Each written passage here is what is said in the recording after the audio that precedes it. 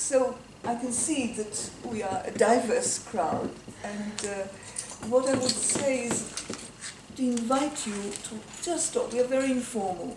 If I mention a name or a word or something that you don't recognize, just stop me. I don't mind at all, and I'll be very happy to explain.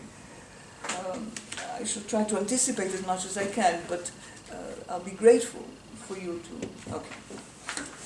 So today's lecture focuses on, I think I called it the Problematics of Asceticism and its implications for rabbinic culture, for Jewish culture, for Jewish mystical culture. And I will begin by saying that until relatively recently, at least for somebody as old as me, some of you are younger, it's probably long ago, but within my own adult memory, it was still commonly believed that the Jewish tradition in the rabbinic period, just got rid of the ascetic impulses that became the provenance of the Christian tradition. It was very much part of the old model for understanding the way that Judaism and Christianity relate to one another, and that was the parting of the way model. At a certain stage, fairly early on, by the end of the first century, they were breaking apart. And Judaism chose to put away the ascetic elements that were very pronounced in Hellenistic Judaism, part of the Greek culture, Hellenistic Judaism in Palestine, we have lots of literary texts and sources that describe it in sometimes very extreme ways.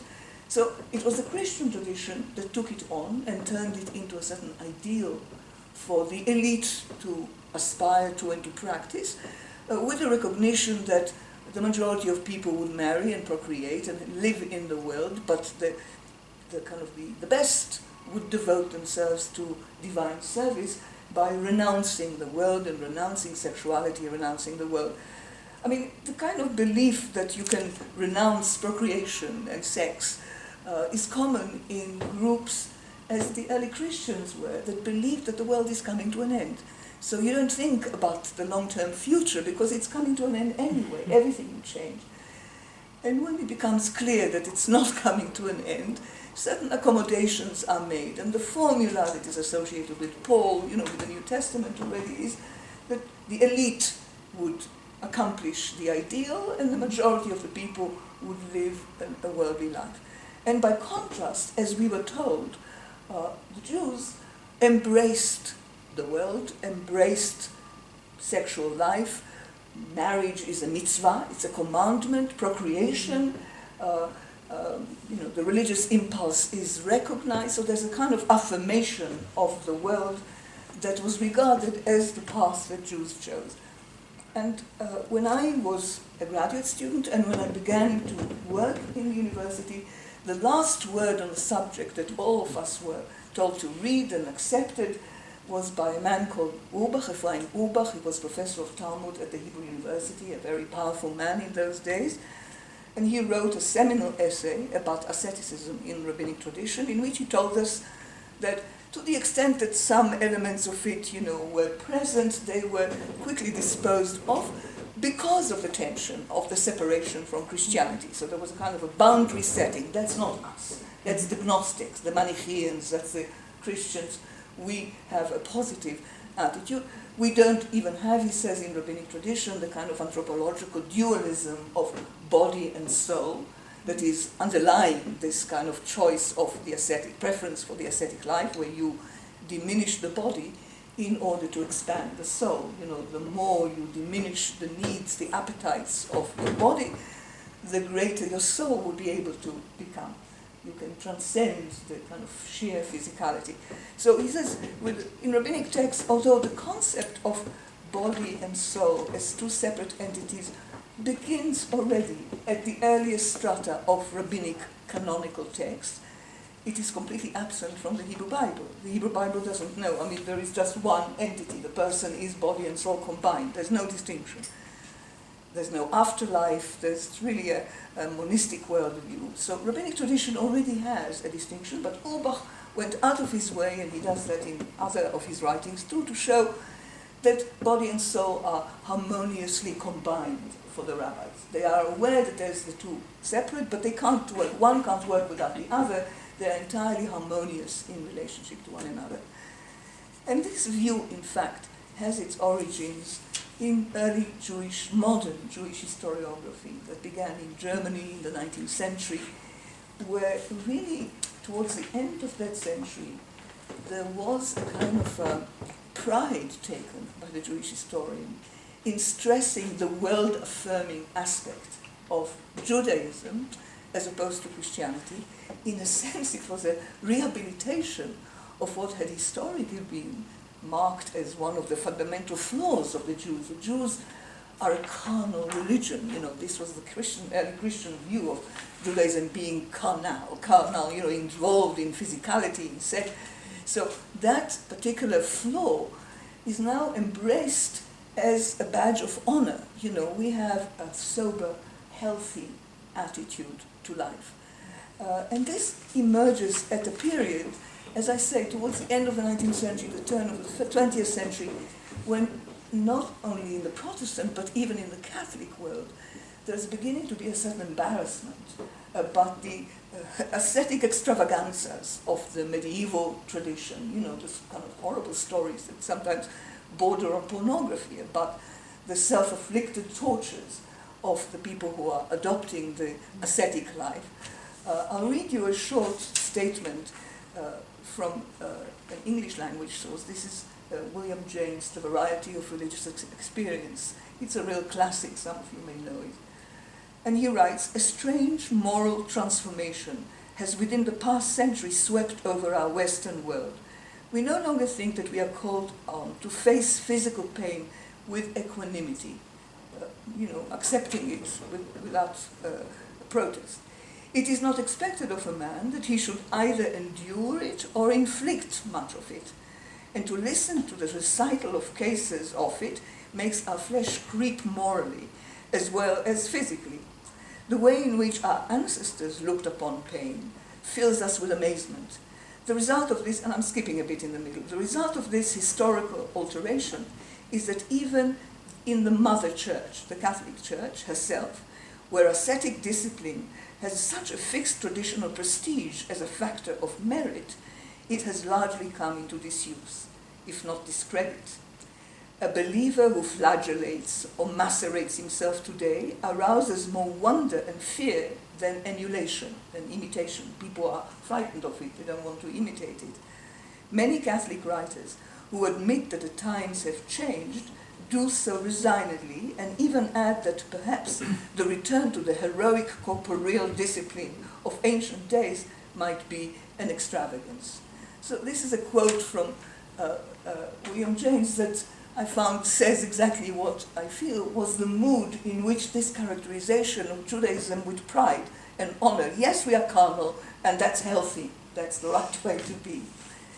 And it is not by accident, I think, that that view that really was normative, everybody held to it. You even found, as Bulbach says, as everybody who has written about it also has this formulation, which when I first began to probe it struck me as absurd, that in Judaism, to the extent that there is here and there some evidence of ascetic orientations, it is never an aim in itself. It is a means to a goal. Whereas the Christians and the Manichaeans and so forth, then it is an aim in itself. And that seemed to me absurd. There is no culture in which self-afflicted torture is an aim in itself. It is always in order to facilitate something else. The most common is punish the body so as to release the soul, to enhance the soul. There might be other reasons, but it is never an aim in itself as far as I can see. So that formula, which appeared to be satisfactory for so long, and the view that supported it, began to crumble, and I think not by accident, as late as recently as I would say the mid-1980s. This is certainly when I first became interested in it. At about the same time, Stephen Frade, and I had his article, he's now kind of the fundamental on this topic, is on the reading. I was at Harvard at the time for a year, he was at Yale, and one graduate student from from his university, who was the boyfriend of a girl who was a Harvard graduate student, and he was visiting, was reporting all the time, oh yeah, he's doing something very similar. Anyway, he published the article, I think, in 1986, and since then, that's really the starting point for the gradual collapse of that view, which comes together with the collapse of the parting of the way model about the relationship between Judaism and Christianity. We now have a famous text, the words that never parted. The view now very much is that Judaism and Christianity developed out of the biblical and the Hellenistic legacy together. And they are as entangled with each other along the way as could be, rather than a clear-cut break of one from the other. And this has now permeated certainly Jewish studies scholarship increasingly, and spreads not only in antiquity but also in Middle Ages. We are now much more open to see the relationship not just as Judaism is the mother, Christianity is the daughter, but the two are children that grew together and in relationship to one another. So it was in the 80s that you began to get studies about it, and I also think it is not an accident that when asceticism suddenly became a topic, and even something that assumed a certain degree of chic, because there was some popular literature that was advocating that asceticism is, and particularly sexual abstinence, is a good way of life. People who had been through the sexual revolution of the 60s and were now saying, restraint is good. It was the time of AIDS. This is not by accident a period when AIDS became the new plague. And I think people's sensibilities to these issues were raised by the topicality of that. At any rate, it is now increasingly recognized that rabbinic Judaism is full of strong ascetic impulse, and that there is in it a full recognition of the power that you gain by diminishing the body. It is empowering. They view the kind of exercise of restraint on the body, its needs and its appetites, as something that would facilitate the development of intellect, of spirit, and so the context in which it occurs are diverse. It is a precondition, or it is the ideal setting for study of Torah. We have a mainline canonical text, the Mishnah, saying what are the ideal conditions for studying Torah being the highest cultural ideal. Lechem tzau, mayim lachatz, minimal eating, minimal drinking, sleeping rough on the floor, avoiding sex, the standard list of ascetic practices that go with that regimen. So that is openly stated as the ideal conditions. We also have a lot of evidence of ascetic practices associated with penitence. Sinners, whether they've actually committed the sin or whether they regard themselves as sinners by birth, born out of sin, which is present in the Jewish tradition, not just in the Christian tradition. So atoning for sin by way of mortifying the body. And you have a lot of evidence about that. Sin is rooted in human nature, and to purge it, the best method is to suppress the body. Mourning, there is ritual national mourning for the destruction of the temple, which is accompanied by ascetic rituals, and personal mourning, mourning for the dead. What you do, you put sackcloth and ashes, you don't wear shoes, you sleep on the floor. The prescriptions for mourning in rabbinic literature are also following the standard ascetic regimen. It is also a set of preparations for rituals of magic, for mystical experience, prophetic experience. We have the body of mystical text whose provenance is problematic. We don't know exactly where it was written, probably in Palestine, but not for sure. Not exactly when, possibly in the early centuries of the first millennium. Some say first, second century. Some say after the Islamic invasion, so towards the end of the first millennium. A lot of debate about it. But the body of literature is large and rich. And there are statements that are very explicit about what do you need to do in order to either have your soul ascend to the heavenly palaces, or to draw down heavenly forces from the heavenly, to use them magically. And these are standard ascetic things. You abstain from wine and meat. You abstain from sex for a certain number of days at any rate. You have various, they vary, but there's kind of elements of the whole regimen that appear in these contexts as well. It is also in a certain genre of literature that is to do with human self-perfection, ethical books. They're called musar in Hebrew, although it's not an adequate translation for the term. These are really spiritual, mystical guides to how to graduate level by level. It's got very strong Islamic influences, mystical influences, how you build up your soul so that you reach the highest level of refinement. And the ascetic mortification of the body is always a stage, sometimes in the beginning of the route, sometimes in the middle, and occasionally even at the end as the highest level. But at any rate, it is always present in that context as well.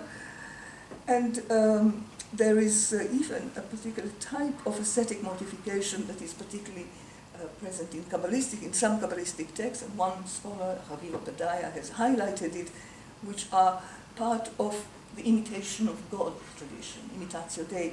So the Kabbalists undertake certain mortifications because they are living the sufferings of the divine, particularly the female divine aspect, during the exile. So a kind of identification with the sufferings of the divine.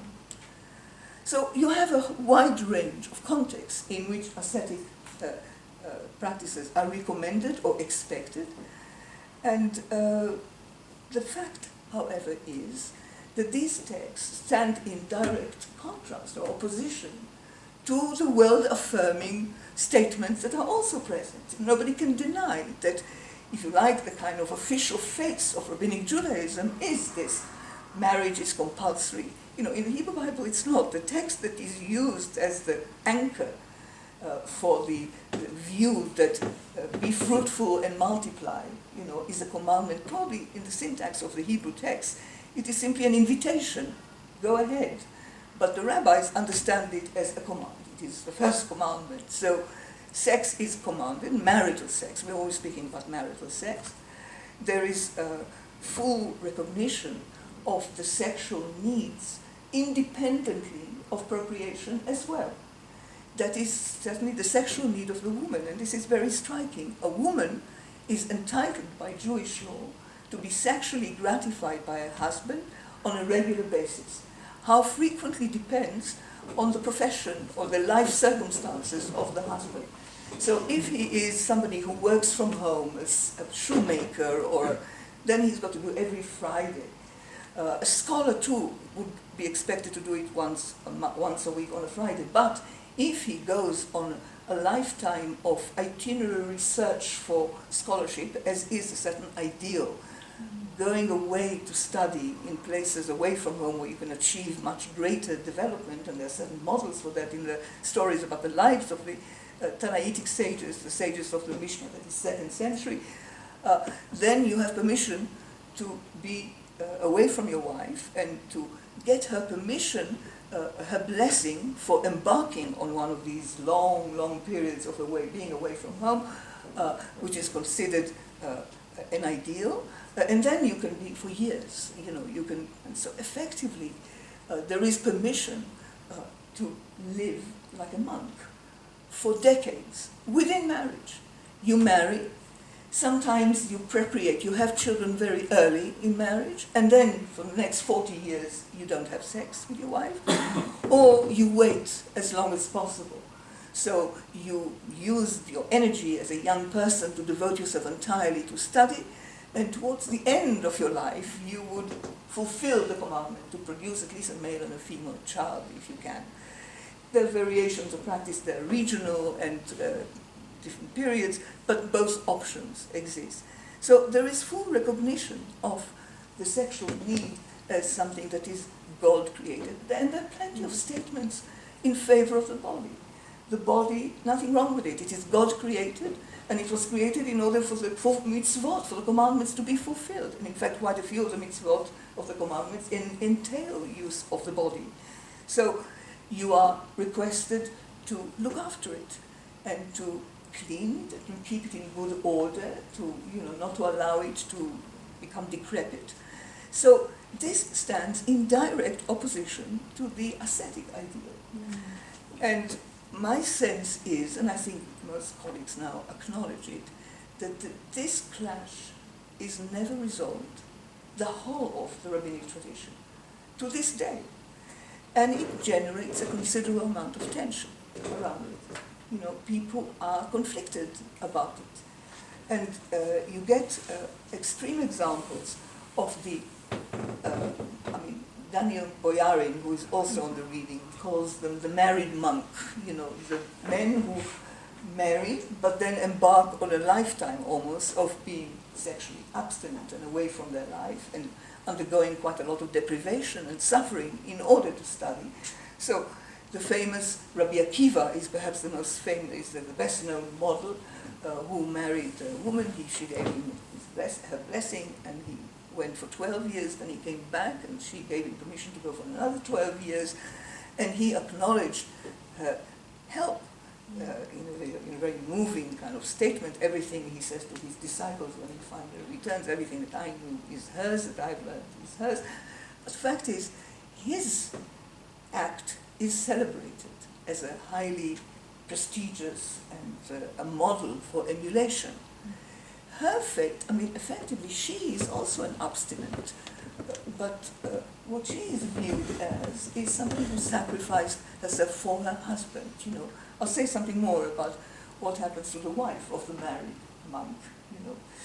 So, at any rate, we have Moses. Moses, at the moment that he encounters the bush, at the scene of the burning bush that I imagine you all recognize, he becomes a sexual abstinent. He has no longer any relation with his wife because he is now in a relationship with God. Mm-hmm. So God has displaced the wife as the focus of eros, if you like, but there's no question that ordinary sex is out of the question for him. There's even within the rabbinic classical text, within the Talmud, there's a very moving passage in which the wife of Moses, when she witnesses a scene of two men who began to prophesy out of turn, they get punished for it at a certain stage. There is a famous comment on that situation. The wife of Moses, when she saw what was happening to these prophesying men, she said, "Woe unto their wives, because from now on they'll not get their sexual needs satisfied by them." So the Talmud kind of recognizes the sense of deprivation that the wife feels, but it is not a merit for her, it is a merit for him. For her self-sacrifice, whether graciously, like the wife of Rabbi Akiva said it, or the wife of Moses, who is actually quite angry about it, and angry to see it in the others. Now, there's been an attempt by some scholars to argue, and Daniel Boyarin does it a little bit, others have done it too, to suggest that there's a difference in this respect between the Palestinian tradition and the Babylonian tradition.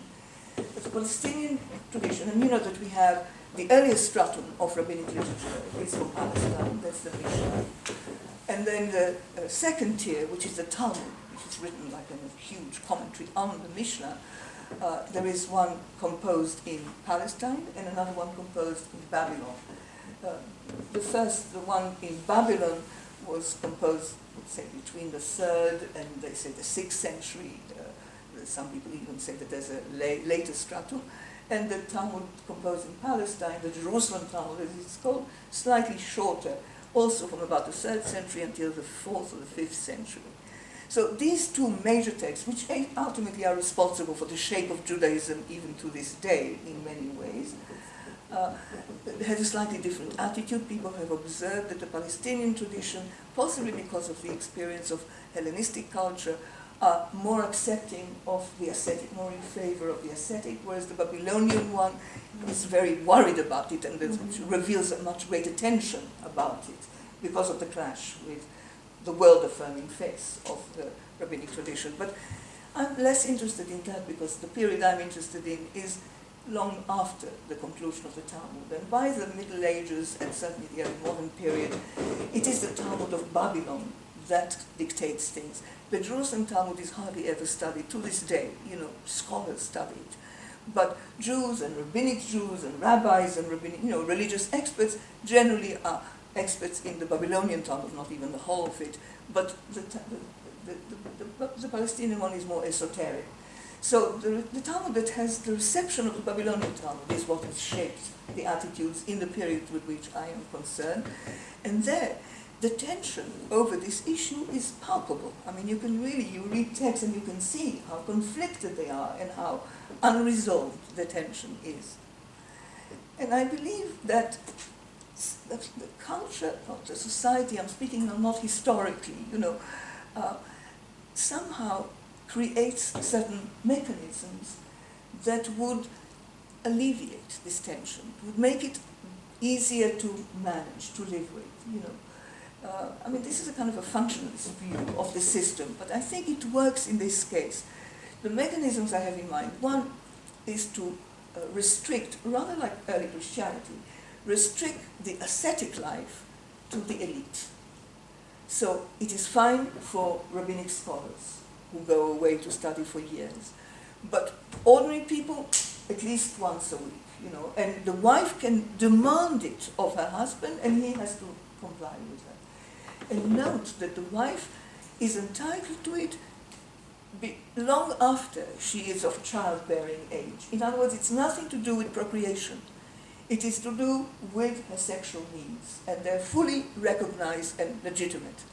So the husband, it is as if the husband is compelled by the commandment to satisfy his wife's needs. Implicitly, he is not commanded to have sex for himself, although effectively it is understood that procreation is a commandment on the husband, not on the wife. So, at any rate, the mechanism I have in mind is this relegation of this type of style of life for the elite, be it the scholarly elite, the mystical elite, the magical elite, people who are regarded with a certain degree of respect and veneration and who have certain expertise that people respect.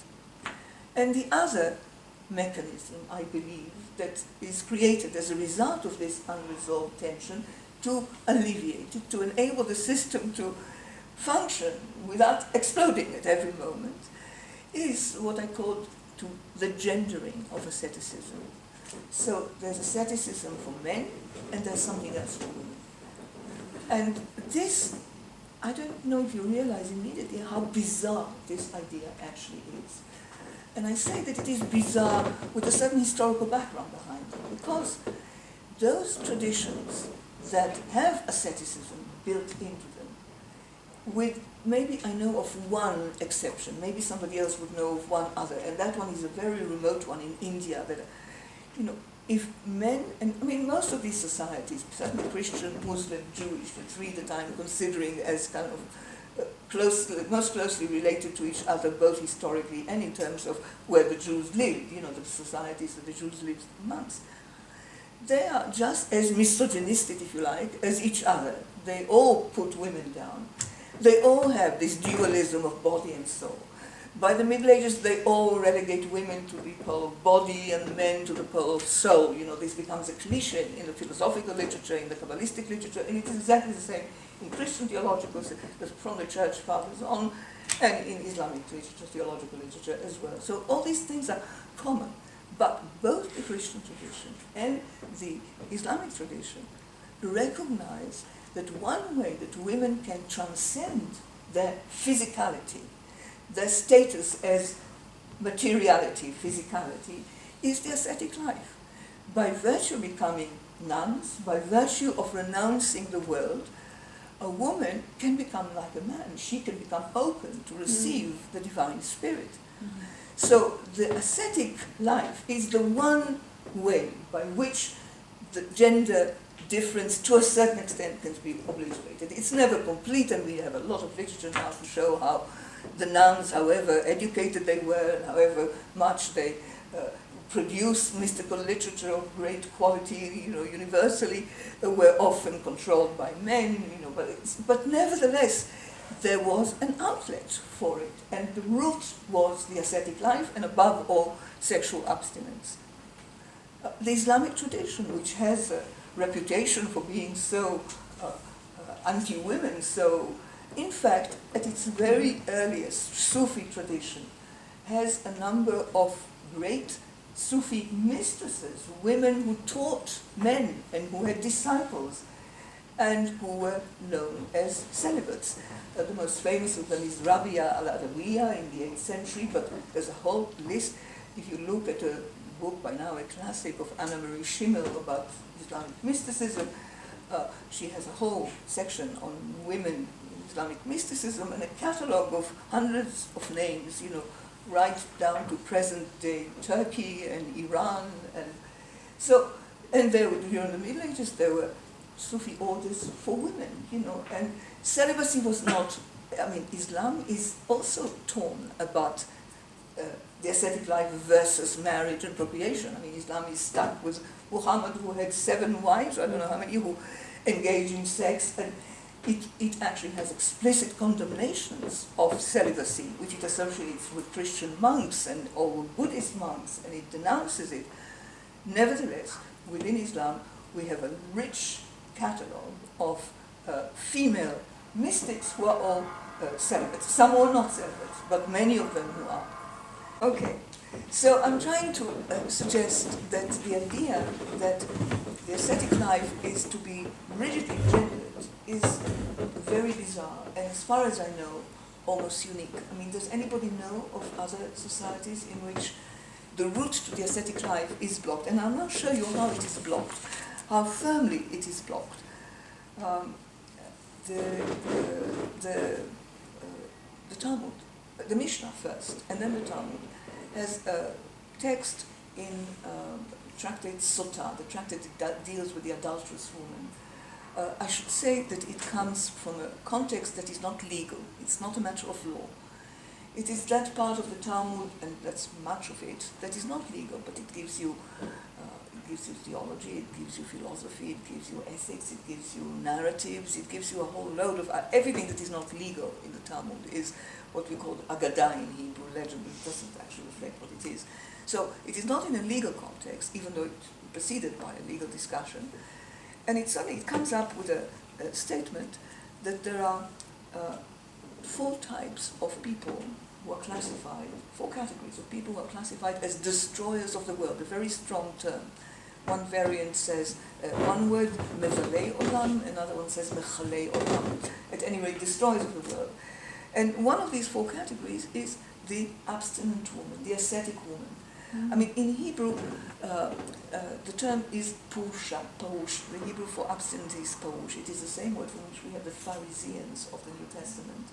It means those who separate themselves. But in Hebrew, it eventually comes to mean primarily, long after the existence of the Pharisees as a distinct group within Judaism, the rabbis are considered their successors. It means specifically an abstinent, somebody who withdraws from the pleasures of the world. And there is one scholar, Tal Ilan, a Talmud scholar, a feminist Talmud scholar, who has suggested that the original meaning of this phrase that counts the abstinent woman amongst the destroyer of the world may well have been Pharisaic, that it's early enough, it's in the Mishnah, it's in the 2nd century, maybe the original meaning was Pharisaic. But from the context of the Talmudic discussion, you can see very clearly that it's nothing to do with the Pharisees, it's to do with sex and abstinence above all. Because in the immediate context you have a statement that Rabbi Eliezer says, any man who teaches Torah to his daughter, it is as he taught her a word which is understood as sexual lasciviousness. If he teaches her Torah, he effectively teaches her to be like a whore, and there's several other statements about women and their predilection for sexual indulgence. Another statement there is that a woman would always prefer 9 measures of worldly sexuality to 1 measure of wisdom, whereas a man would be the opposite. So there is a kind of a condemnation, recognition and condemnation of women as sexually ravenously, an appetite that is ravenous. the tradition of commentary on this one passage is huge. Already the earliest commentaries, the best known commentaries on the Talmud, on this passage, and Rashi, the most famous, and then the whole school of Tosafists, which derives from Rashi. This is an Ashkenazi thing, 12th, 13th century. Rashi himself is the 11th. They all understand this as a condemnation of the abstinent woman in no uncertain terms. And the Talmud itself gives you explanation. I'm running out of time, so I won't read you any more of this, but there's no question that the abstinent woman, that the Talmud and the commentaries on the Talmud, right to this day basically, envisage would be either a virgin or a widow. And they say a virgin is a destroyer of the world, because what is a virgin? A virgin is a woman who fasts all the time, abstains from sex, and prays all day, which would be a disguise for the fact that she has lost her virginity long ago. So it is hypocritical piety. And what is the widow? She is a gadabout widow, they call shovavit, one who runs around all the time. She has neighbors. She goes round from house to house, and she pretends that she has magical powers, and she assists the women giving birth at birth. And in fact, she puts spells on them so that they will suffer horrendously. And then she takes the power to stop the suffering, and she's credited with the success of the operation. That is one kind of allegation. Not to mention the suspicion that widows are also sexually wild and free to do what they want. So this conforms with a certain universal stereotype of widows, certainly. Virgins, it is interesting, the Christian tradition idealizes virginity, whether it is actual virginity or a status acquired, religiously speaking, but it is definitely a state of sexual abstinence. So if you are physically intact, then the spirit can come and rest on you. In Rabbinic Judaism, the woman virgin, is simply an incomplete creature. It is as if she hasn't reached full development, arrested development. And that is, at best, it can be a tragedy in a family if a woman remains a virgin, So there is no value attached to virginity in a woman. There are some indications, and that's part of the conflicted tradition, rare, but I've hunted them down, and again, I don't have time to read out. But for example, in a commentary by Nachmanides, a famous medieval Spanish Bible commentator, on a verse which uses the phrase Bachurei Israel, the young men of Israel who have not known the taste of sin. And he explains that means that they are the choice youth of the Jews who have never come close to a woman. So there is an implicit idealization of virginity in men.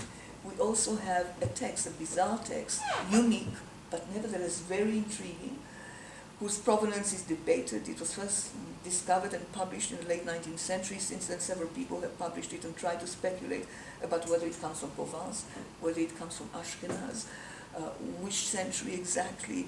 But what is so striking about it, it's clearly medieval, and it is called the Laws of the Torah, and it is a set of regulations that govern the houses of the abstinents, as they are called, Batei HaPushim, to which Jewish households are supposed to send one of their sons, where they would spend their lives, study. It is actually a monastery, a Jewish monastery.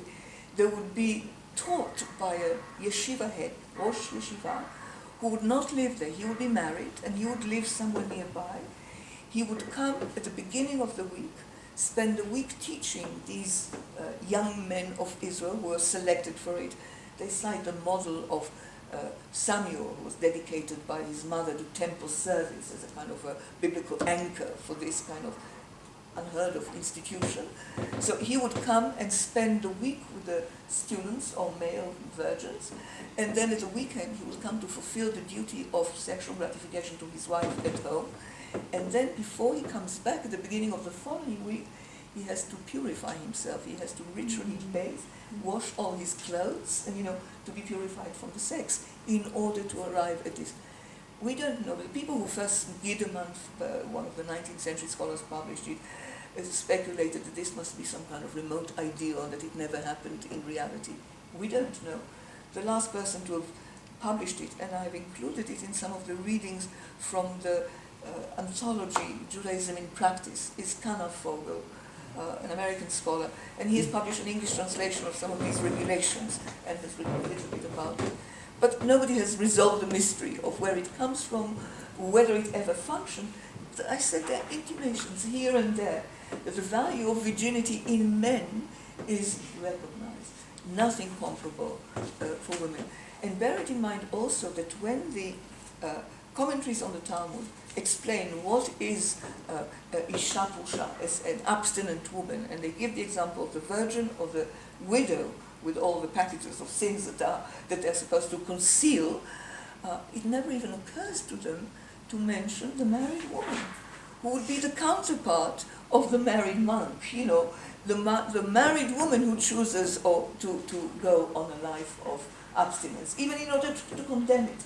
The very idea doesn't even occur to them. She doesn't come into that category at all, even though they're very acquainted with the phenomenon of the male monk, you know. So the question of what the status is of the woman who is forcibly abstinent because her husband has gone on a lifelong of ascetic deprivation, traveling abroad, is there's no symmetry there. There's no. She is simply a tragedy. I find the last thing I would mention. I really need to. How much longer do you think I can? As far as you want. Can I still have some time to go? Okay. So I will read you a passage that I like very much, which comes from the 16th century, and which is by a very mainline authority. This is the Maharal of Prague. I mean, lots of legends about him, and many of them probably untrue, but certainly one of the most influential voices in early modern Judaism, as a theologian, as a teacher of both the Talmud, wrote extensively a variety of texts. Anyway, in one of his works, in which he comments on this passage in the Talmud, he puts it in the philosophical language that for him is already matter of course, that is to say, body and soul, form or matter. This is a combination of Neoplatonic and Neo-Aristotelian ideas that converge. So they're almost interchanged. The woman is matter to man who is form, or she is body to man who is soul or intellect or spirit. But these are such commonplace terms. So the Maharal is using them, and he says as follows: all these categories, these are the destroyers of the world, of which the abstinent woman is one. All these are world destroyers because they step beyond the measure of what is appropriate for the conduct of the world. They behave in a way that's unnatural to the world. For if it is fit and proper for the world to be conducted according to the custom and according to its own custom and nature, for it is fit and proper for the world to conduct itself according to its custom and nature, but for a woman as such, inasmuch as she is inherently material, it is unnatural to abstain from that which is permitted to her, as to abstain from the permitted is to abstain from corporeality altogether. So that amounts to abstain from corporeality altogether, and this is unnatural in a woman, because she is material, and therefore it is not normal for her to practice abstinence. And if she does practice it, this is only in order to be considered righteous for her own advantage and pleasure. So it's hypocritical, it is self-interest. So he captures something that you find in other texts as well, in a way that puts it in the kind of the medieval language that becomes common, but basically senses it as something that just cannot be part of the society, the way we run things, in a surprising way. Now, the definition of the woman as body, which is often listed, and particularly some of the rabbinic statements about that, which I shall give you a taste of in a minute, is usually mentioned, particularly by feminist historians and so on, as a kind of one of the most upsetting demonstrations of rabbinic misogyny. You know, they really hate women, they degrade women. They don't strike me as that in themselves, but rather I think they suggest, perhaps a bit perversely I would say, they suggest a conception of the integrity of the woman's body. there's a certain, given that she's defined as body, as matter, within that boundary, she is actually entitled to, there's something to every bit of it. That is, you don't interfere with it, you don't punish it, you don't harm it, because her body is herself, is actually in her essence. It's pointless to punish it or to torture it or to afflict it, because it is basically extinction of its very existence, of its very being. So I'll give you a few examples of what I believe is the integrity of the woman's body that is the result of this peculiar gendering of the ascetic life. So, as we said, there is the commandment, as it is called, of ona, of the satisfaction of the sexual need by a husband, disregarding procreation. There is an interesting passage in one particular rabbinic text, in a Tanaitic text, that is to say from the period of the Mishnah, but not part of the Mishnah as such, but rather a later assembly of Tanaitic passages that were not included in the Talmud.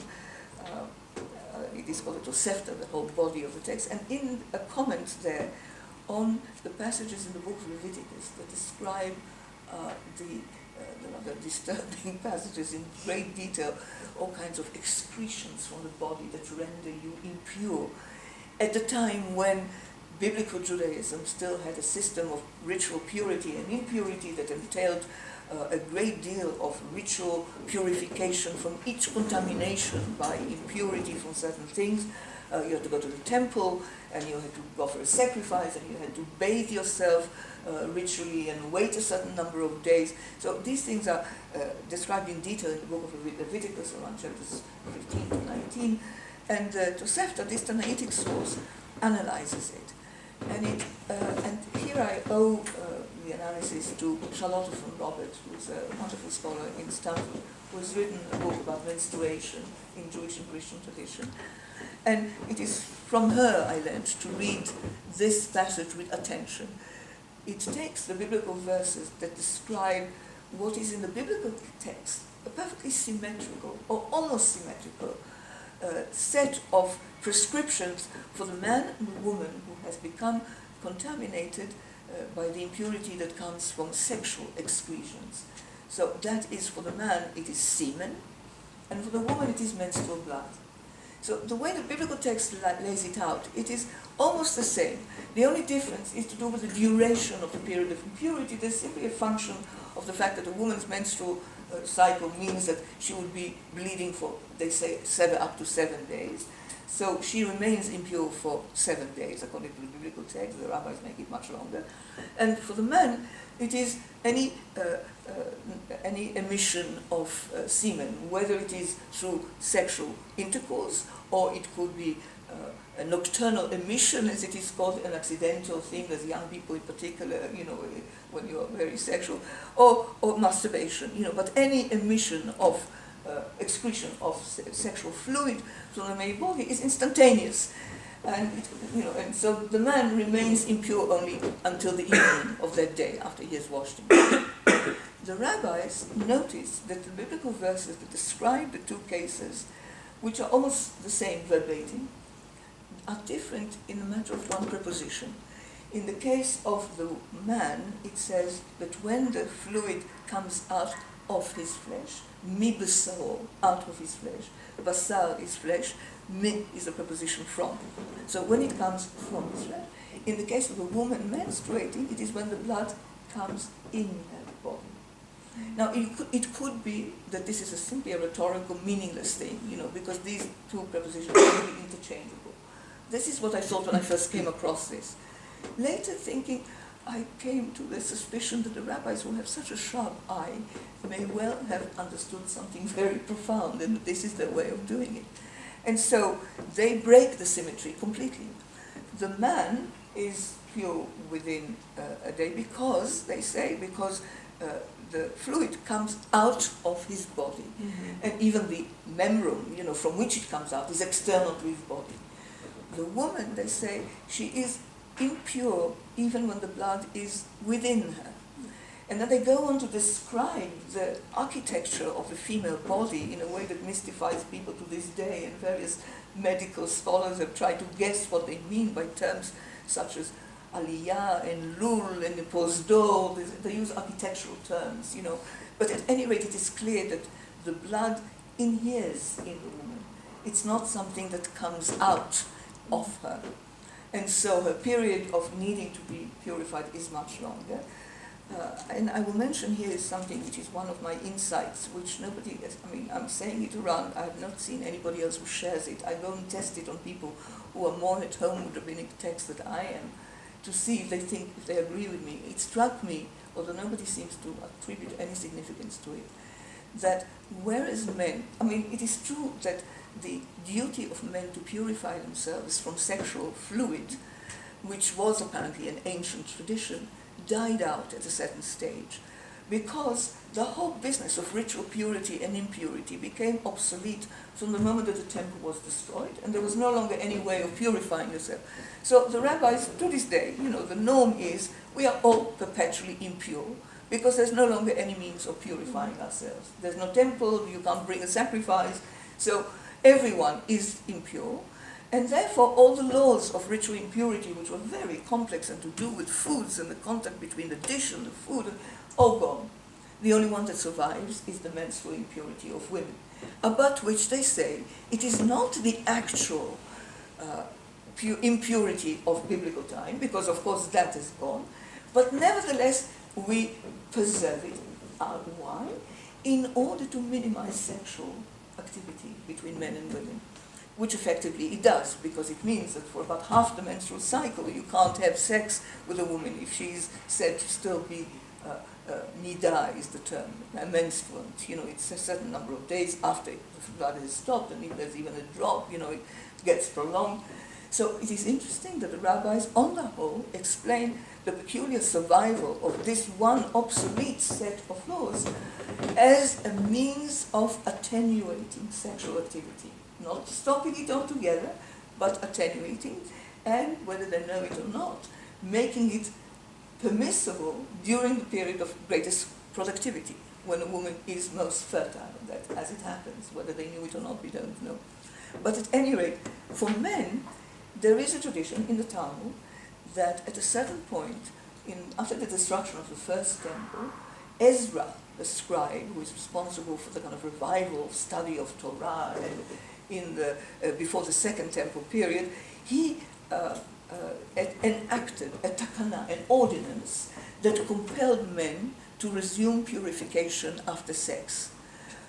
And that this was maintained, says the Talmud, for a long period, but in the end, people could not withstand it. It became too restrictive for them, and so it was abandoned. That's the tradition as the Talmud captures it, about the ordinance of Ezra.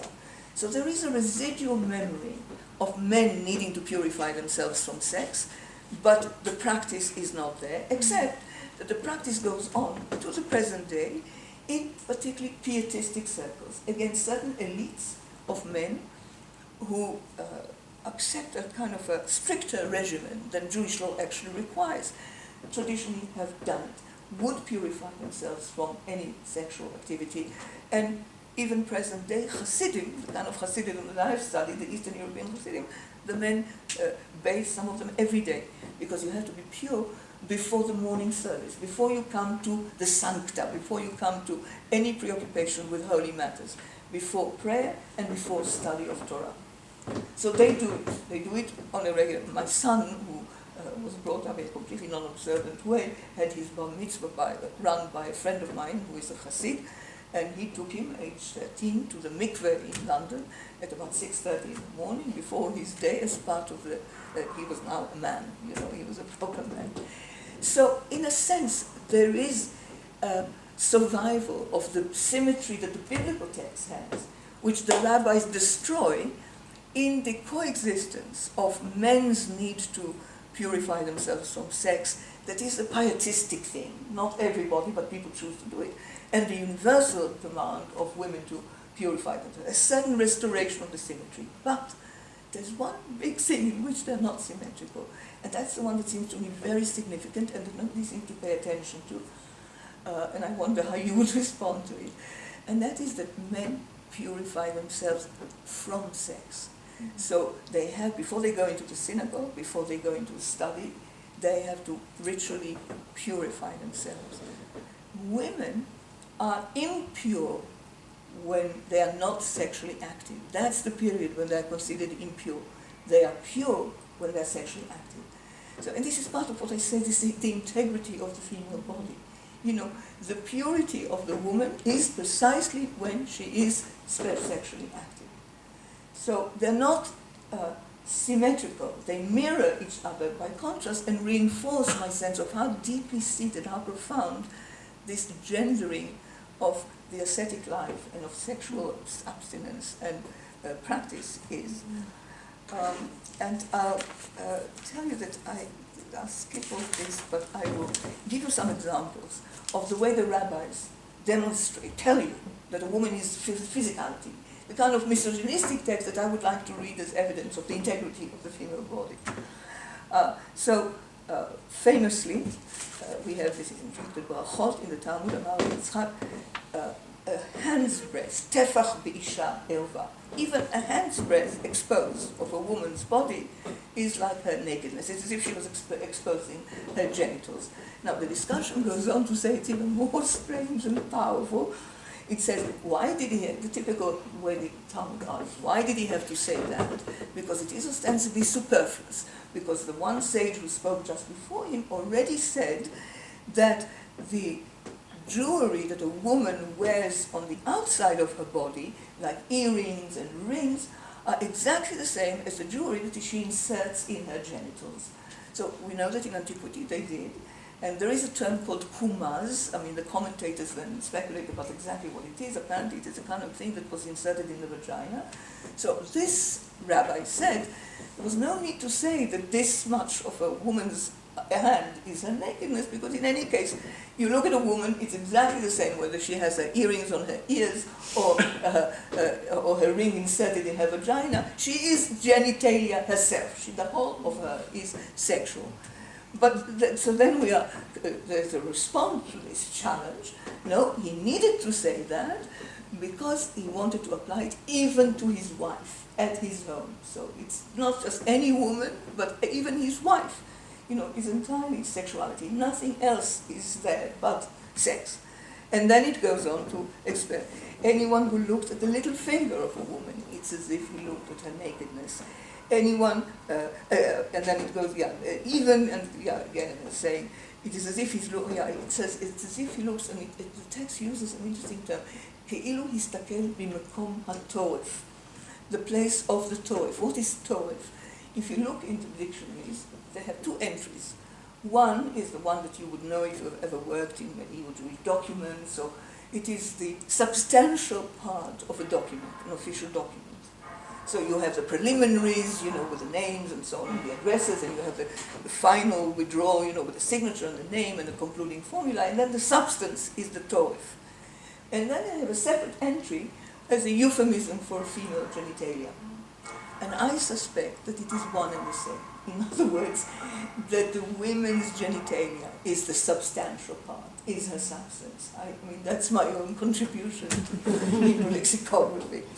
At any rate, that's the term used here. And then the text goes on to say, the leg of a woman is her nakedness. The voice of a woman is her nakedness. The hair of a woman is her nakedness. They list all the, which is why to this day women cover their hair. Men can't listen to a woman singing or publicly speaking and so on.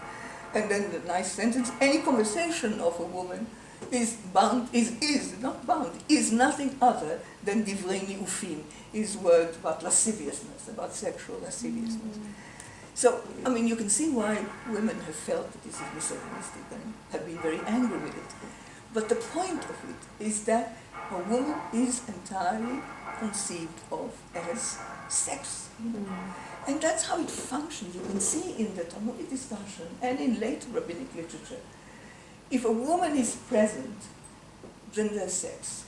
Then the discussion, everything, that it is assumed that the presence of a woman is enough to render any occasion, any activity, charged with sexual tension. And I like to, I think I even did it in print somewhere. I came across an article a few years ago by a woman I know, a friend, and I like, Naomi Seidman. Some of you might know her at Berkeley. She's just moved to Toronto. And Naomi wrote an autobiographical piece in a journal that is not a scholarly journal, a popular literary poetry kind of thing. An autobiographical, memoirs of an Orthodox upbringing. She was brought up in a very Orthodox household, and now she's a Californian, you can imagine. You know. And one sentence she said, when I was growing up, she said, a man could be an apikoros. An apikoros, the Ashkenazi way of saying a heretic. Apikoros, it comes from Epicure, the philosopher. So a man can be an apikoros. If a woman was doing anything out of the ordinary, it had to be sex. You know, that is in the community in which she grew up. So her own gradual, you know, she went to university, she was exposed to non-Jewish literature. That was an intellectual step, but if it was a man, it was because he was becoming a heretic, but with her, it was to do with sex, her boyfriend, her, you know, that's how the community perceived it. And it's such a deep-seated perception of the female's body. So I'll finally conclude with example. Oh yeah, I wanted to say something here about the body is, as we said earlier on, is God-given and therefore wholesome, nothing wrong with it in that one side of the rabbinic perception. And it is the arena, as we said, for performing mitzvot. But of course, these are many mitzvot. You lay circumcision, you lay the tefillin, you know. I search hard, is there any mitzvah, any commandment that entails something to be done on the woman's body? And there isn't, not one. The woman's body is not where mitzvot are fulfilled. Not only that, there is a particular item of clothing, which nowadays is associated particularly again with the Hasidim, the pieties, the Hasidim, and that's the gartel, the belt.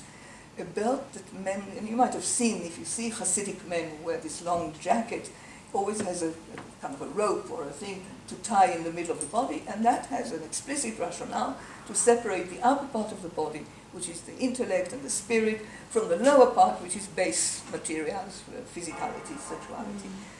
So the arena for the battle between physicality and spirituality is the male body. That's where the battle, not the woman's body. There's no battle in the woman's body. And again, I searched hard into, we don't know well much about women's fashion over the centuries. There are some books, you know, if you look at them, there's no belt in anything for a woman, nor any text that would say that. In the 19th century, in Lithuania, in other parts of Eastern Europe, there was, I forget what it's called, there's a kind of an apron that women, particularly from the better classes, wore, but that was for modesty, to conceal the body, you know, because the woman is dangerous. You see, a woman, she is arousing sexual appetite in everybody, so concealing the contours of the body. But the garter is unique to men, and whereas people often believe, and I did when I first saw it, when I first encountered this, that it is a contemporary or a modern Hasidic 18th century onwards, because that's where you come across it. No, it's already in the Talmud, and it's in medieval, in Marzo Vitri, there's a passage in a lot of medieval texts, and there is a tradition, apparently, that the Palestinians didn't have to wear a garter because they wore trousers. That was the standard male fashion, and trousers have a belt, so the separation was there. But those Babylonians, they wear gowns. The men wear gowns, and so the garter is obligatory on them in Babylon. So it is a custom of which there are ancient and medieval testimonies. I also surprisingly came across it in a least expected, in the travelogue of a Swiss humanist, or the son of a famous Swiss humanist, Thomas Platte, and this is Thomas Platte, the son, who travels down to southern Europe. He visits France, he goes to Spain, he comes to London. When I first read it in French. I then looked for an English edition to be able to quote, and it turns out they only published an English translation of the section about England, which is very famous in English culture because he actually witnessed a Shakespeare play. He went to the Shakespeare theatre and he describes it. And so he is a late 16th, early 17th century figure, And he describes his visit to Avignon on his way down. Yeah. And he's fascinated by the Jewish community of Avignon, even though it was quite small. He says, they're everywhere. The market is full of them. You can't avoid them. You know, wherever you go, the Jews are there. And one of the things he describes about them, he gives you some information of what he picked up about the customs of these Jews. So we have an early 17th century description. He says every boy, when he reaches the age of 13, has to start wearing a belt in order to separate the upper part of his body from the lower part of the body, namely the spiritual from the physical and sexual.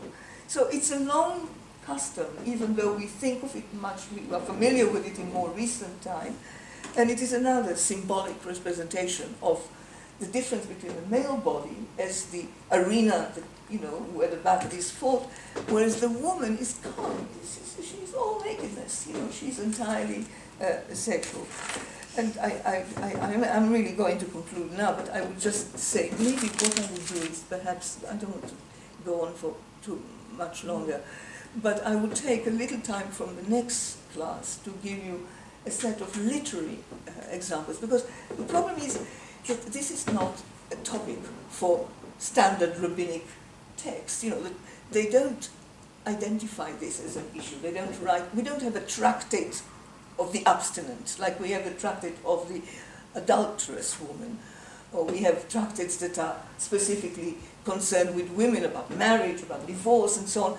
But it's not a topic for the rabbi. So you have to tease what you can out of texts that don't address it openly, but do seem to suggest it between the lines, which is what I'm doing. So the weakness of that, of course, is that it is all over the place. You go over the centuries, you go over different regions. To a certain extent, it's a weakness. I mean, it's against our kind of discipline as historians to always have a very focused context. But at the same time, I think there is strength in the diversity and the chronological spread, precisely because you find exactly the same thing happening in places and periods that are very far apart, which gives me the impression that this is something that is inherent, that is very much alive, never explicitly articulated, but actually happening. I don't know if this is a satisfactory defense of the lack of a coherent and focused context, but I can't do more than that because the sources simply don't yield it explicitly, and you get what you want. So I'll give you some literary examples in the beginning of our next session, and maybe. Yeah, I'll conclude now, and really I would be interested to have some feedback from you, or questions, or anything that you would really feel. And please don't be embarrassed, because I'm assuming you come from such diverse backgrounds yourself, and I don't expect any prior knowledge of anything from anyone. I'll just be grateful to have your responses. Okay?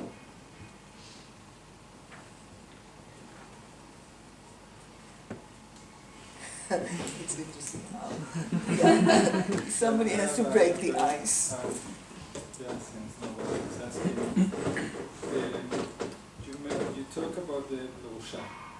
What about the Parush? Not Is the same thing? No. Because I found several mentions in medieval documents, Hebrew documents, to someone as a Parush. And this is idealized. This is a veneration of. Oh yeah, a man who is a Parush is quite common amongst the early Kabbalists.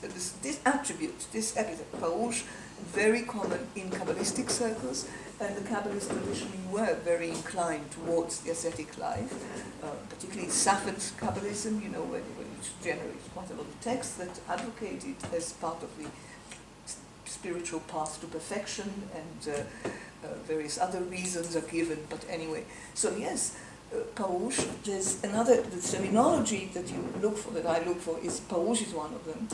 The other one is, particularly in texts that describe rituals and the preliminary preparations for rituals, the formula that this has to be done b'kedusha u'v'tahara. It's in holiness and purity. And that's shorthand for abstinence. Almost invariably sexual, sometimes also from certain foods, or fasting altogether. And you see, there are models that they use for what to abstain from and for how long. So, for example, the occasion, the biblical occasion of the handing out of the Torah, down of the Torah on Mount Sinai, the people were called upon by God to prepare for this by abstaining from sex, do not draw near to your wives for 3 days, and by fasting. So this is seen as a model for the experience of receiving Torah. So that's for prophetic experience, for having the divine inspiration where you get new revelations, like the Torah, for magical practices, even scribal practices. A scribe has to be mikdusha over tahara, So you find, there's a certain vocabulary that signifies that. I had an argument about this with Moshe Idel once. Moshe is not in agreement with me about 2 things, about the ascetic drive being so powerful in Kabbalistic context, because he always gives me the example of Abulafia. And he says Abulafia has prescriptions about what you do in order to get prophetic experience. And he doesn't say anything about abstaining, but he does say B'kedusha u'v'tahara. And I really take that to be shorthand for abstention, for certain kind of restrictive practices to do with the body. I'm not sure he's the great expert on Abulafia, I am not. But in many other cases, that is understood as given. And so there's certain words to look for, so parushia, chassid, sometimes the word chassid, often chassid uparush. It's interesting, I've also looked at the kind of epithets people are giving on their tombstones. We have quite a lot of publications of Jewish tombstones from the Middle Ages and the early modern period. And it is very striking that there are always some men who are described as chassid or parush, and these are great attributes. These people are venerated, the abstinent men. Very rarely for a woman. Chassidah hardly ever exists. There is a famous medieval book called Sefer Chassidim, the Book of the Pious, from Ashkenaz, 12th, 13th century. So it is the book of Chassidim, of the pietists, and many women appear in it, feature in it. But the word chassidah in the feminine appears only 3 times. And there are 2 editions of it, and if you look just at each edition separately, then twice only in each one of them. And one of the 2 in both editions doesn't mean that at all, because in biblical Hebrew, and to this day in Hebrew, chassidah, which is a feminine noun, also means the bird, a stork. Yeah, stork. Chassidah. So, and in that context, that's what it means. So, in fact, you're in 2 instances in which a woman is referred to as chassidah, as a pietist. In Sefer Chassidim, everybody is a chassid. The whole book is about chassidim. Very rarely is it given, but occasionally you do find it on tombstones as an attribute to a particular woman. The much more common epithets are charitable, modest. Sometimes if she's rich, she would say chashuva, important. There are various, but chassidah is very rare. One exception, which I noticed years ago, I remember, and now I think it's been observed, in the martyrologies, in the chronicles of the First Crusade in particular, where we have, and then in later kind of chronicles of catastrophic events, of massacres and so on, the women are surprisingly prominent in choosing to die a death of a martyr, and they are promoted as that, they're praised for that. They take the lead. Sometimes the husband converts and the wife commits suicide and kills her children so that they would not be baptized. There are some horrendous descriptions of these. So in that context, women are credited with, to me it seems like the moment of death is where a woman is redeemed from her sexuality. She is at death no longer the embodiment of that is physical, sexual, life-affirming, in the tradition that conflicts the desire to transcend it. She has transcended it by death. But I don't know, I've not written this, I've said that, and I think that, but I haven't thought it seriously, and I'm not enough to write it explicitly. But I feel that is one exception. Otherwise, not, yeah, I'm sorry I've gone on about this as well. Has somebody else any other impression or question or parallel or interested Katya. in the text about the bell. Yeah. Are there rabbinic texts about it? It's in the Talmud. It's in the Talmud. It's in the Talmud. Okay. And then there are, I mean, what do you mean by rabbinic text? It If occurs. somebody collected all kinds of different texts referring to the Well, I'm not aware of anybody who has systematically studied like it. that would be a nice article, for example. It would actually, Right. yes, I know. I kind of introduced it incidentally like Uh-huh. that, but I have myself checked it. I know that it is in Marzo, which is a collection of, and in one or two other places I have references for. It clearly was something well known in Ashkenaz, and practiced in some places, not universally, obviously. But I mean, as Avignon, I don't know what the Jews there were, what traditions Very they brought. interesting, Yeah. because it would be interesting to see not only the meaning, of course, what it That's how they but the how custom- Platter says they explain it. He has exactly what really it's to separate the spiritual from the physical. Amazing. Yeah. So you mentioned Platter? I'm sorry. Felix Platter? Thomas Platter, the son, the junior. Thomas, the father is Thomas. He is the famous humanist, and his son It's Felix. is Thomas also. They're both called Thomas. Because there is a Felix Platter. So he must be another member who of that wrote, family. in the second half of the 16th century, a journal, being a medical student in Montpellier. Ah, He speaks, he's very much interested in Jews in Montpellier. really? So This is Felix? Natalie Simon Davis mentioned him. And then I checked because the so maybe he's also called diary Felix. was translated into English also. Yeah, And he was of a Protestant family from Basel. yeah. He came to study in Montpellier, and he met many Jews. Some of them he qualifies them as Marans. So I better check Natalie Simon Davis and see, because mine, I mean, I have the book at home, not here, I but have the book is here.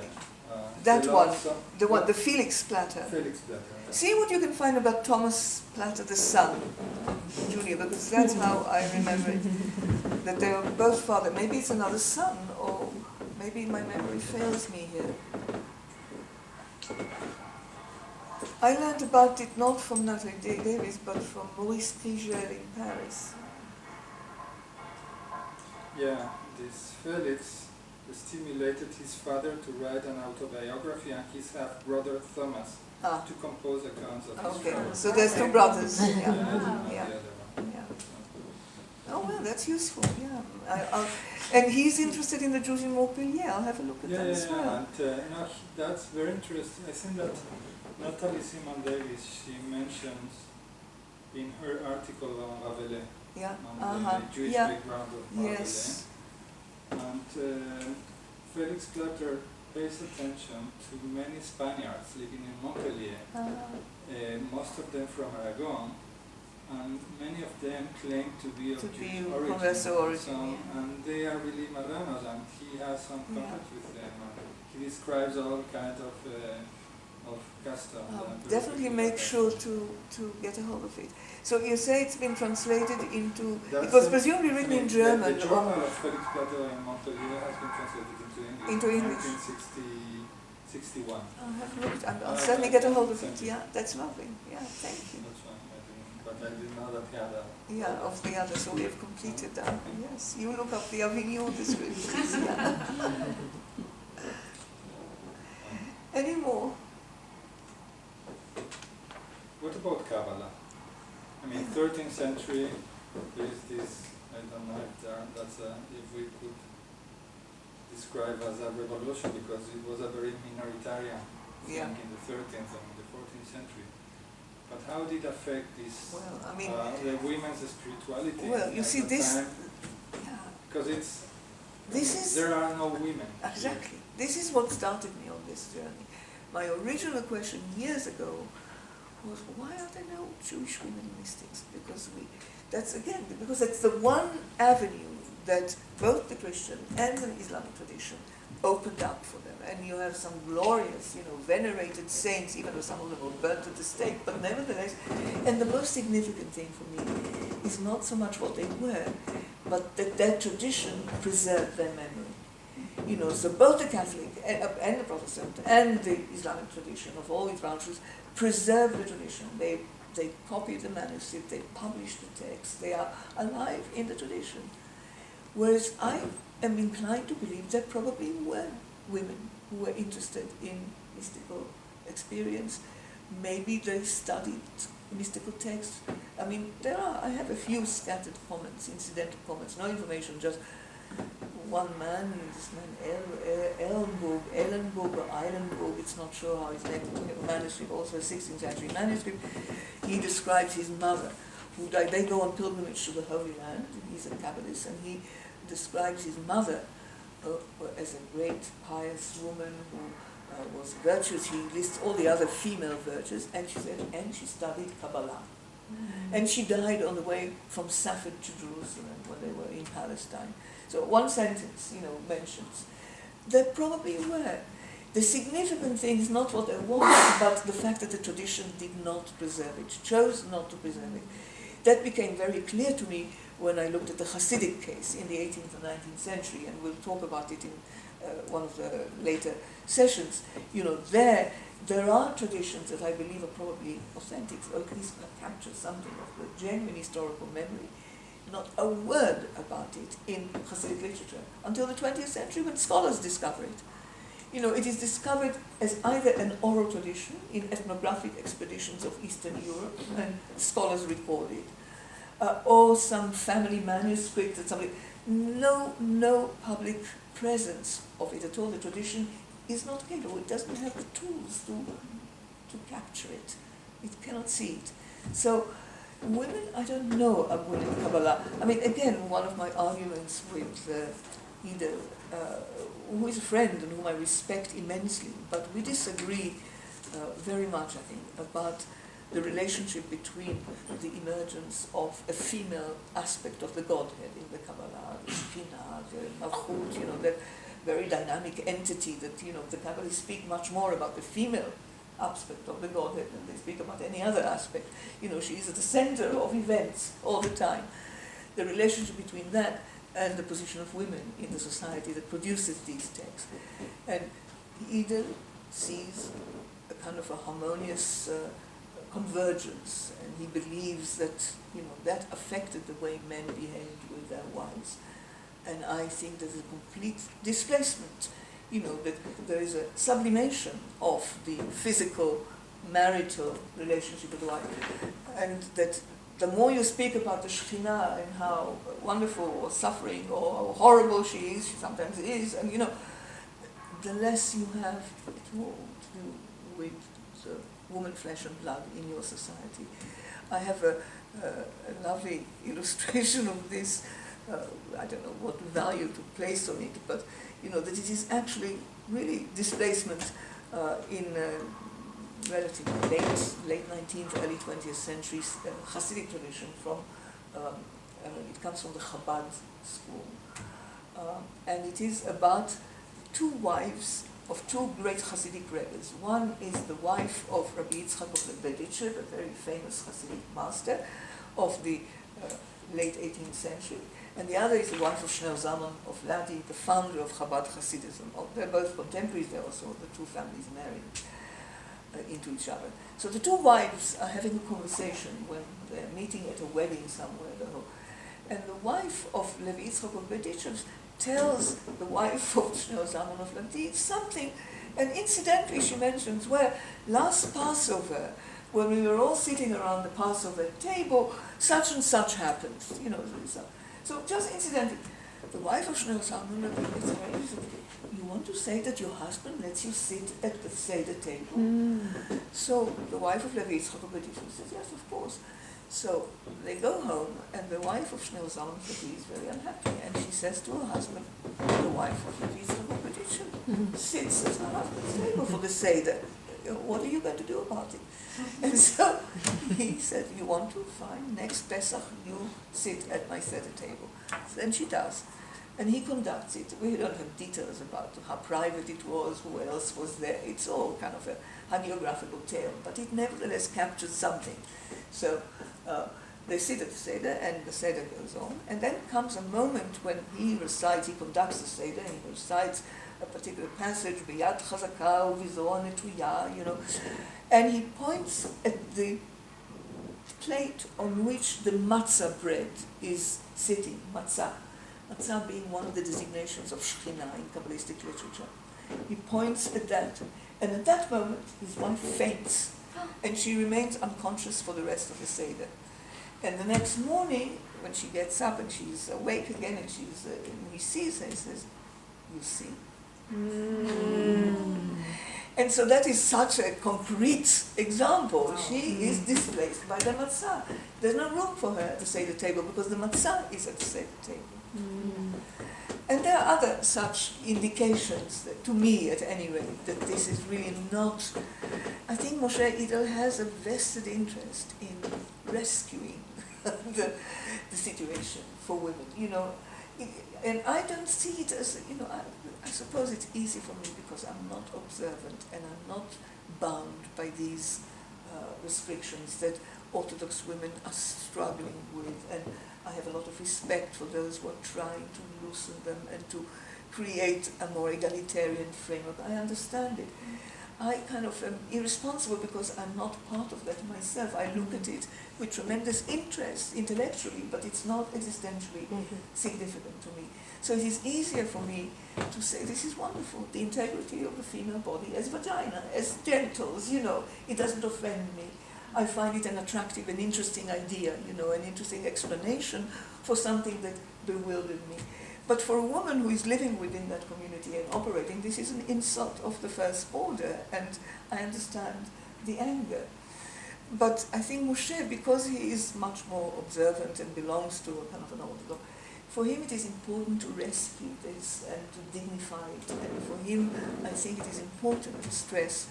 And there are a few exceptions. There is one mysterious, also another unicum, 13th century text called The Holy Letter, Igeret HaKodesh. It has been published. There's even a bilingual English-Hebrew edition. And it is a manual for performing the marital sexual act. What you do, how you go about it. And in it, there's no doubt that the woman is an active partner. So this is a Kabbalistic manual. How you do it, what you have to meditate, what you have to think about when you're doing it, because it is symbolically reenacting what's happening in the... And the woman is an active participant. But it is unique. I've never seen anything comparable. Who edited that? A rabbi, what is his name? It is a bilingual paperback edition. It was in print on and off for years. And I forget his name. He's not an academic, he's a rabbi, but the translation is perfectly reasonable. And there's also a French translation of it. Was this produced in Provence, or? Nobody knows. It's one of these mysterious oddity that survives. There's various speculations about the context. Could have been Provence, could have been Spain, we don't know. But on the whole, the women are just not part of the picture. No. So don't you think that the purity of woman, did you find texts which would deal with the purity of woman but not being the laws of Nida? Is there any other purity? No. No, right? No. The point. That's the only context in which you would find the terminology of So purity this explains used. also your point of view. Absolutely, I think, yeah. There is no spiritual, Absolutely not. She is purity in her sexuality. Exactly. That's what she's pure in. Yeah. Whereas when she's going into intellectual things, that's nothing but lasciviousness. It's like teaching her to be a whore. There is Talmudic heroine, much celebrated in feminist scholarship and in popular culture as well. This is a woman called Bruria, who was reputed to be very scholarly. She was like the rabbis. Not only that, she was the daughter of a very famous rabbi, and she was married to a very famous rabbi. And there is one passage in which she is shown to have understood a particular biblical text better than the men she's discussing with. So this is celebrated as, we have one woman who is acknowledged. But interestingly, there is an enigmatic sentence in the Babylonian Talmud's narrative about her husband, Rabbi Meir, who, for reasons we don't know, was forced to flee the academy in Palestine and ended up in Babylon. And the Talmud doesn't explain what was wrong, why he had to do it. Now, there's a medieval tradition recorded by Rashi and echoed in other, whereby, and it might well be of Gaonic origin, he quotes it as a tradition already, Rashi, as something that is well known, that Bruriya was that one of the disciples of her husband had taken a kind of a bet that he would seduce her sexually, and he succeeds, and she has sex with him. She's a married woman to somebody else, and that was the reason why her husband had to escape, to flee, to leave Palestine and go. So this is offered as an explanation of that enigmatic end of the career of Rabbi Meir, who has to flee to Babylon, because his wife Bruriya disgraced him by behaving like a whore. So the one woman we have, the tradition cannot tolerate it. So it has to finish her career disgracefully against sexual, in a background of sexual indiscretion, or worse, sexual offense. I find it, anyway, I understand why women get upset and angry with it. I find it interesting. I mentioned Kabbalah.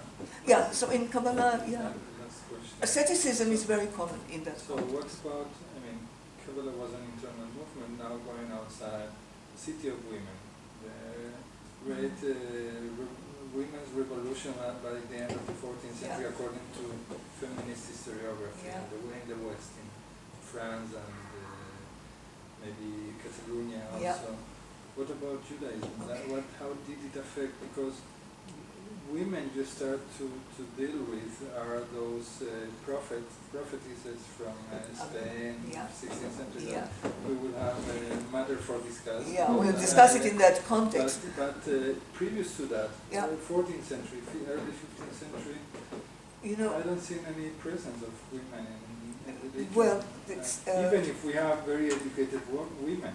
Because I'm thinking of women such as Doña Tolosana, was probably the most educated woman in the late Middle Ages in Spain, and she was the head of a very important family in Zaragoza. And there's no public presence of any sort, and no outlet for it beyond the personal. I mean, the one place where I can think of, so Sefer Hasidim, the Book of the Pious, which is Ashkenaz, again, 13th century, 13th century, has a lot of women. Women are mentioned quite often. And although only twice given the attribute of being pious as such, they are married to pietists. And there are some interesting stories about one, for example, that sticks in my mind, that indicate that they are actually pious. They're part of the project. There's a woman who comes to the Chacham. There's in fact something that approximates confession in that environment. There's a paper about this in this book of mine that we'll talk about later on.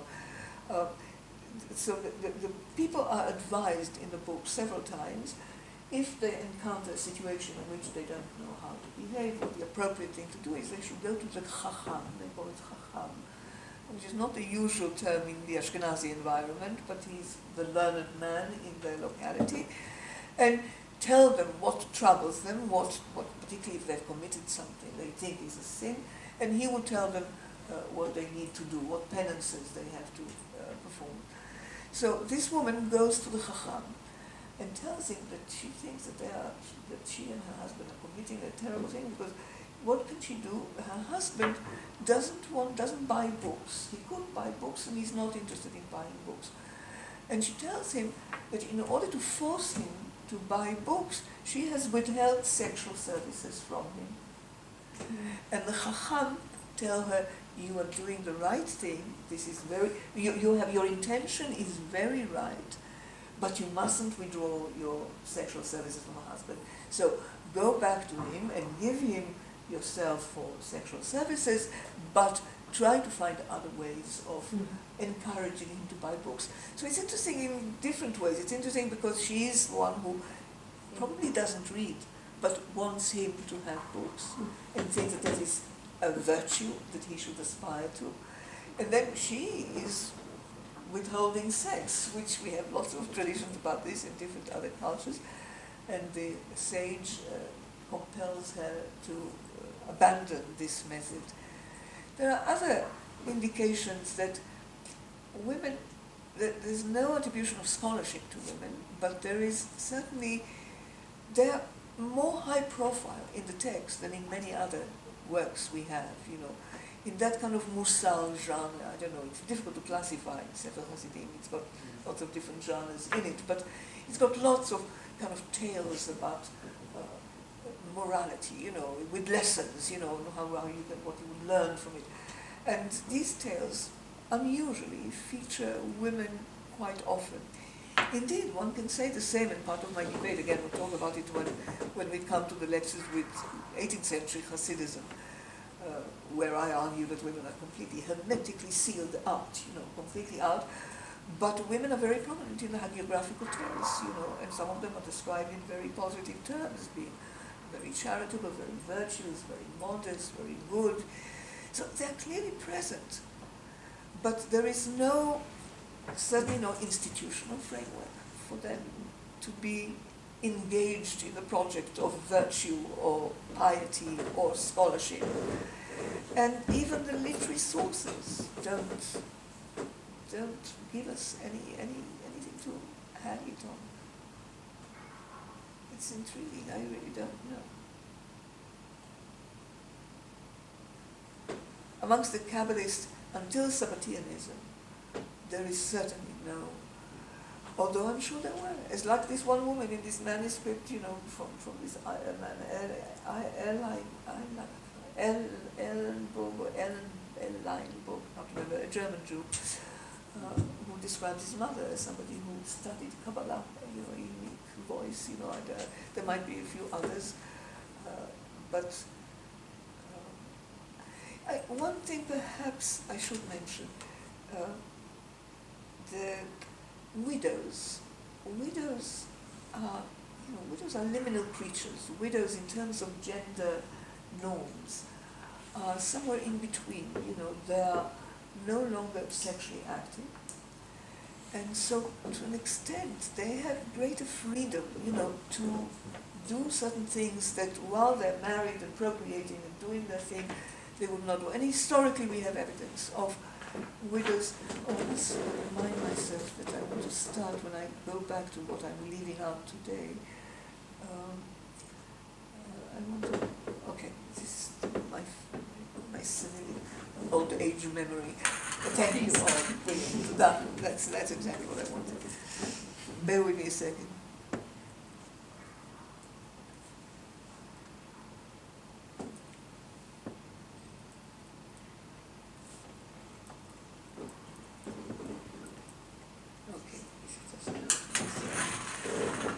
So widows, there's evidence from the 16th century on, when Safed became a center of Kabbalistic activity, and for a period, I mean, it eventually declined again, but for a period of about 70 years or so, it was a magnet for people who were interested in the spiritual life, in studying Kabbalah. It was an important center. So you get immigration in much more significant numbers from all over the Sephardi and the Ashkenazi world.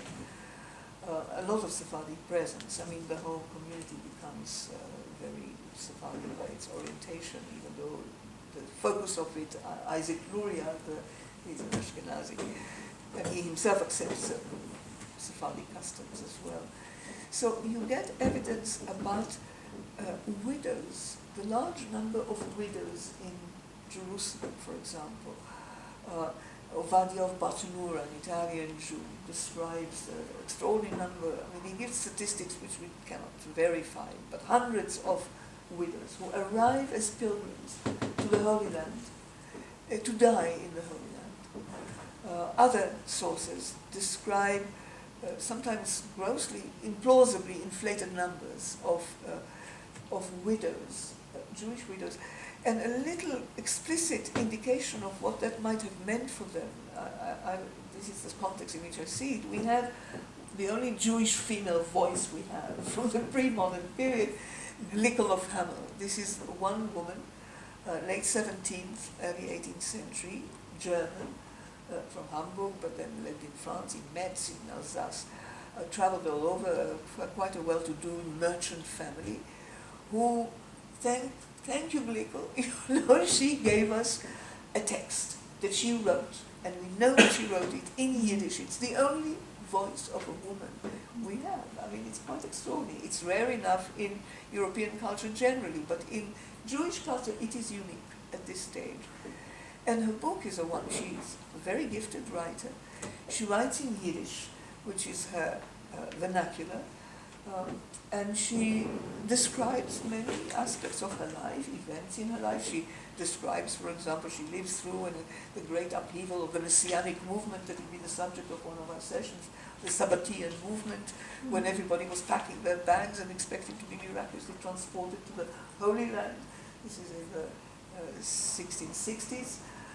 And then the disappointment about it. He makes a joke about her father-in-law who kept barrels of food that they were all storing to take with them on the wings of eagles. I don't know, as they're arriving in the Holy Land, they would be well provided. They were a wealthy family, so they had barrels of sealed food that he kept, the father-in-law, for 3-4 years until they started fermenting and rotting, the whole thing, some jokes about it. So she tells us several times in the course of her memoirs how when her first husband, whom she loved, it really sounds a very touching love story, dies, and she becomes a widow. She says, my ambition at that point was to marry the last of my 2 children. She had 7 or 8, I can't remember now, no more, 11, I can't remember at the moment. Anyway, the last youngest she had to marry. She was responsible for finding respectable matches for them, and as soon as that is done, sell off my things and go to the Holy Land where I can devote my life to praying and fasting and atoning for my sins, because I am a simple human, a sinner from birth, and this would be my ambition. And this appears in her text several times. She stays a widow for quite a long time, even though she's offered very advantageous financial marriages, and eventually, under pressure from her own children, she marries another man who becomes bankrupt, and she curses the moment that so she never makes it. But the wish is there. And there are a few other intimations that this movement of widows to the Holy Land may well have been prompted by a certain perception of what the spiritual life for a woman could be once she's free from her domestic obligations, from her sexual obligations. She falls in between, so she can now engage in the sort of activities that would normally be entirely men's. There is, from the 19th century, we begin to have actual women's voices about that. And again, there is evidence that there was a large community of widows who had come from all kinds of places. Earlier on, we just had the statement that there are all these large communities. In the Cairo Geniza documents, again, there's evidence that there were communities of widows in particularly Jerusalem, in Palestine. So there was a kind of an avenue for women in that particular situation that otherwise would not. We have a lovely 16th century Polish rabbi who talks about his mother with great Joshua Falk, great veneration for his mother, who was a pious woman, he praises her to high heaven, who after her husband dies embarks on a life of constant prayer and fasting, and he says explicitly, which she could not have done while her husband was alive. And she too had the ambition to go to the Holy Land, to devote herself entirely to that, he says, but I think she'd never made it. She either died on the way or she died before. So a few voices suggest that there are little cracks in that wall, that enable some women at a certain stage of life. So you mentioned Auerbach. Did you mention an article by Auerbach? Auerbach, yeah, about asceticism, right at the beginning. This was originally published, it's included in the collection of his essays that was published posthumously and very easily accessible. It's called Ascesis v'Yisurim b'Torat Chazal. and it was the law, that was what really an astonishing reversal of views. There are even echoes of this, but it's not devoted to, a chapter is not devoted to it, but it's echoed in his Chazal Emunot V'Deot as well. Okay.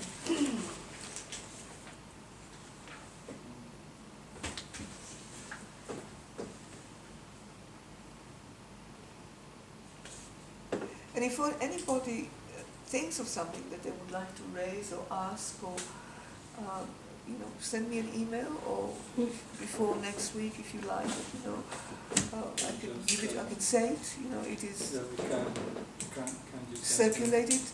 Can you send Yeah. email? Yeah. And so next week we will have on Monday the second class, and that will be at the same time. So what we know about the spiritual lives of medieval and early modern Jewish women. In a sense, we've already we started started. today. Yeah, Yeah. very good.